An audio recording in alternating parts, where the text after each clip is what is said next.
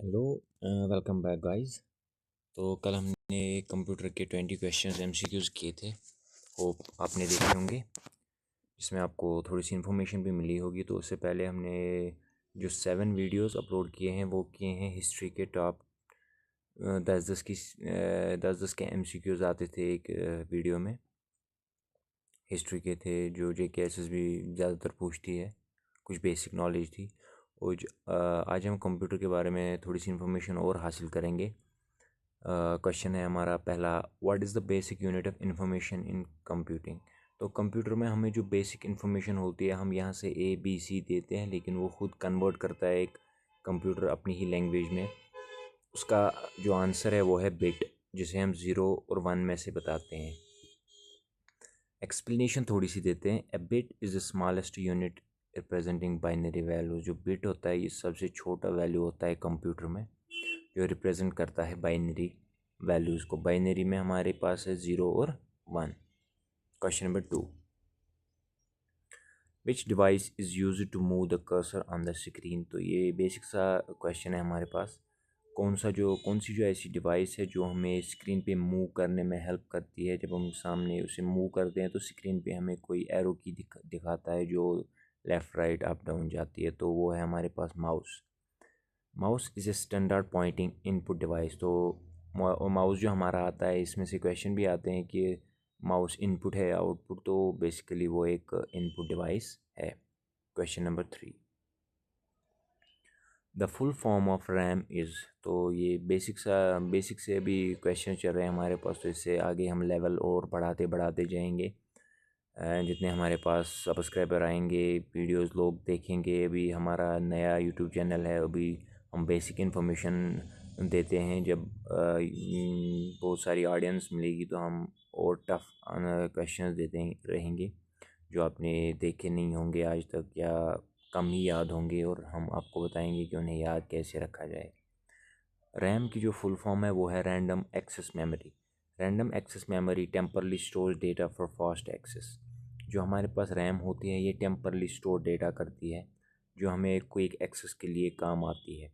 For example, जब हम system on करते हैं तो बेसिकली वहाँ पे बूटिंग होती है। एक मैंने कल भी पिछले वीडियो में भी बताया था, कोल्ड बूटिंग और वार्म बूटिंग कैसे कैसे है। कोल्ड बूटिंग वो होती है जब हम पहली बार सिस्टम को ऑन करेंगे, तो वार्म बूटिंग वो होती है जब हम सिस्टम को रिस्टार्ट करेंगे। जब हमारा सिस्टम ऑन होता है तो फिर लोड होता है बायोस से बेसिक इनपुट आउटपुट सिस्टम से। हमारा जो लोड होता है वो होता है मेन मेमोरी से। हमारा सिस्टम सॉफ्टवेयर, जो उसका अपना सिस्टम सॉफ्टवेयर जिस पे वो रन करता है, हमारा सॉफ्टवेयर है इस पे रन करता है सिस्टम का सारा हार्डवेयर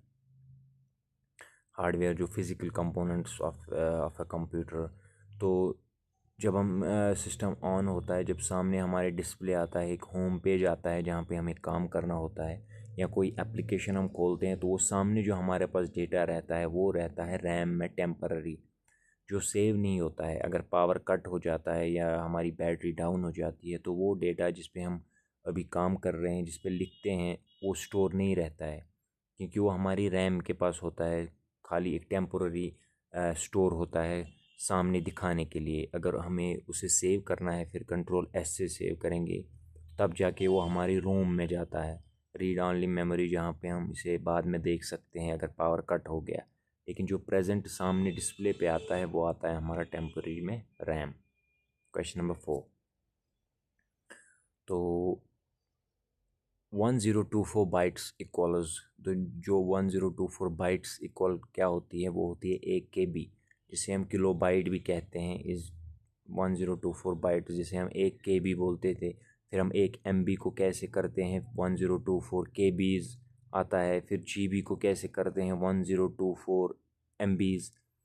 तो ऐसे ही होती है। फिर TBs आता है, योटा बाइट, जेटा बाइट। तो ये बहुत सी ये मेमोरी की जो हमारे पास मेमोरी होती है, उसकी जो मेजरमेंट हम उसी से करते हैं। उसको देखते हैं कि कौन किसकी कितनी मेमोरी है।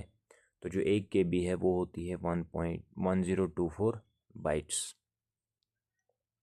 Question number 5, what is the function of an ALU। तो पिछली वीडियो में भी हमने ये जाना है कि ALU क्या होता है, अर्थमेटिक लॉजिकल यूनिट।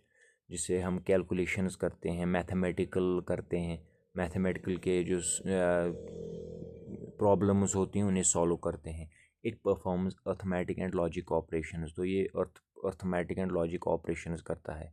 ये एक पार्ट होता है हमारे पास सीपीयू में, जो सेंट्रल प्रोसेसिंग यूनिट होते हैं, जिसे हम ब्रेन ऑफ कंप्यूटर भी कहते हैं, जो एएलयू और सीयू का बना होता है, कंट्रोल यूनिट और arithmetic logic unit for calculations and comparisons. Question number 6, which device is an output device, तो आउटपुट डिवाइस हमें पता ही है, जो हमें वहाँ से रिज़ल्ट देता है, वापस हमें जो ज़रूरत चाहिए वो देता है। तो प्रिंटर है हमारे पास, सॉरी यहाँ पे ऑप्शंस नहीं है लेकिन डायरेक्ट आंसर लिखा है मैंने। प्रिंटर है हमारे पास, तो थोड़ी सी एक्सप्लेनेशन देखते हैं। Converts electronic data into paper, paper मतलब ये पेपर नहीं बनाता है, पेपर पे प्रिंट आउट देता है हमारे पास। जो हमारे पास प्रिंटर होता है, जब हम सिस्टम के साथ कनेक्ट करते हैं उसके लिए पहले हमें सॉफ्टवेयर चाहिए, जो सिस्टम एप्लीकेशन सॉफ्टवेयर होता है प्रिंटर का, फिर उसी थ्रू हम वो पेपर निकाल सकते हैं, पेपर पे प्रिंट निकाल सकते हैं जो हमारे डिस्प्ले पे है। फिर हम कंट्रोल पी देते हैं, प्रिंट देते हैं, या वहाँ पे आइकन होता है प्रिंटर का, वहाँ पे क्लिक करते हैं, वो सिलेक्ट करना होता है कौन सा प्रिंटर है, तो उस पर सिलेक्ट करते हैं। तो प्रिंट आउट जब होता है, जब हमारे पास डिस्प्ले पे होता है, सामने सिस्टम पे होती है इंफॉर्मेशन, तो उसे हम कहते हैं सॉफ्ट कॉपी। जो सॉफ्ट होती है हम उसे टच नहीं कर सकते, खाली देख सकते हैं। जब विद हेल्प ऑफ प्रिंटर हम उसे आउट निकालते हैं, इंफॉर्मेशन प्रिंट आउट करते हैं, जैसे आपके पास कोई डॉक्यूमेंट होता है, जब आप सिस्टम पे देखते हैं तो वो सॉफ्ट कॉपी होती है। जब आप प्रिंट उसका निकाल देते हैं, हाथ में लेते हैं पेपर पे उस पर जब प्रिंट होता है तो उसे कहते हैं हार्ड कॉपी, उसे हम टच करते हैं। Question number 7, what type of memory is non volatile and stores firmware, तो जो हमारे पास नॉन वोलेटाइल, हमारे पास दो टाइप्स की मेमोरीज होती हैं, एक वोलेटाइल होती है, एक नॉन वोलेटाइल होती है। तो हमारे पास जो वोलेटाइल होती है वो रैम है, जो हमने अभी पढ़ा, रैम रैंडम एक्सेस मेमोरी, जो हमारे पास सामने होती है जिस टाइम हम काम करते हैं, वो स्टोर नहीं होता। तो नॉन वोलेटाइल स्टोर करती है डेटा हमारे पास, ये रीड ऑनली मेमोरी से हम खाली पढ़ सकते हैं।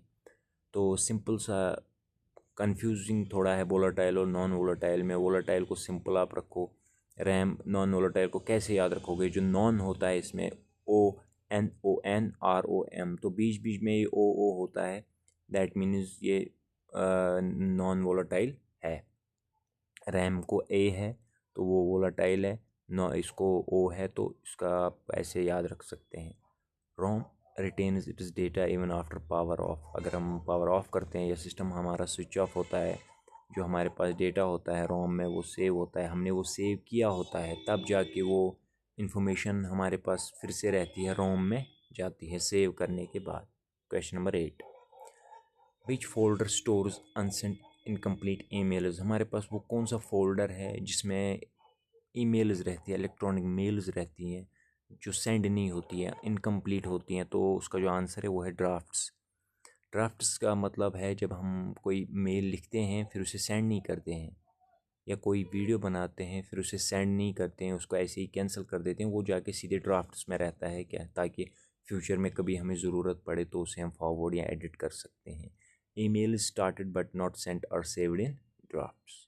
क्वेश्चन नंबर 9, ये पिछली वीडियो में भी हमने डिस्कस किया है, the physical part of a computer is known as hardware, hardware covers all tangible computer parts, तो जो भी हमारे पास फिज़िकल चीज़ें होती हैं वो उसे कंप्यूटर बोलते हैं, सॉरी हार्डवेयर बोलते हैं, जो हमारे पास फिज़िकल चीज़ें होती हैं जिसे हम टच कर सकते हैं। क्वेश्चन नंबर 10 और आज की वीडियो का ये लास्ट क्वेश्चन है, software that prevents external access, तो पिछली वीडियो में भी हमने ये डिस्कस किया है, लेकिन ये थोड़ा डिफरेंट एंगल से, तो बहुत से एंगल से JKSSB क्वेश्चन फ्रेम करती है। तो इसका जो आंसर है वो है firewall. Firewall blocks unauthorised network connection. Firewall वो होता है जब आप सिस्टम पे काम करते हो, फायरवॉल एक्टिव होता है तो दूसरा कोई भी हैकर आपको हैक नहीं कर सकता, आपके सिस्टम में घुस नहीं सकता, आपको वायरस से इन्फेक्ट नहीं कर सकता। तो ये थे हमारे 10 क्वेश्चंस। होप आपको ये हमारी जो वीडियो है बहुत पसंद आई होगी, और ये बेसिक से क्वेश्चंस हैं जिनमें आपने मैक्सिमम पढ़े होंगे, और थोड़ी सी कहीं पे कन्फ्यूजन होगा तो वो आपका क्लियर हो जाएगा। जितने हम आगे बढ़ते जाएंगे उतने लेवल टफ होता जाएगा, क्वेश्चंस इंपॉर्टेंट आते जाएंगे, और जो JKSSB रिपीट करती है वो क्वेश्चंस हम फ्रेम करेंगे। तो thank you guys, kindly subscribe and follow my channel. Thank you.